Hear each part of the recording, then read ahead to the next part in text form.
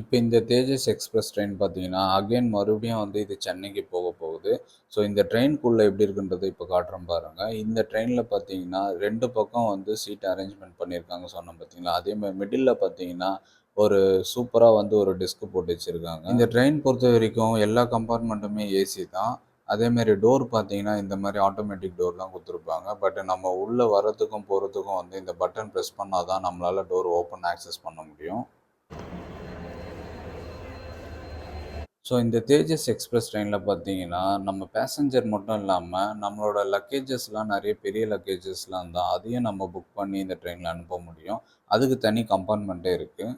Madurai railway station வந்தீங்கன்னா, ஐஆர்சிடிசியோட executive லான்ச்சுன்னு ஒரு AC room வச்சுருக்காங்க. இங்கே வந்து ஹவர்ஸ் பேஸில் நம்ம பேமெண்ட் கட்டிட்டு உள்ளே ரெஸ்ட் எடுத்துக்கலாம். ஸோ இங்கே நீங்கள் வந்தீங்கன்னா கண்டிப்பாக யூஸ்ஃபுல்லாக இருக்கும். அவ்வளோதான் ஃப்ரெண்ட்ஸ், இந்த வீடியோ இதோட நான் முடிச்சுக்கிறேன். அடுத்த வாட்டி வேற ஒரு ட்ரெயினில் மீட் பண்ணலாம். பாய்.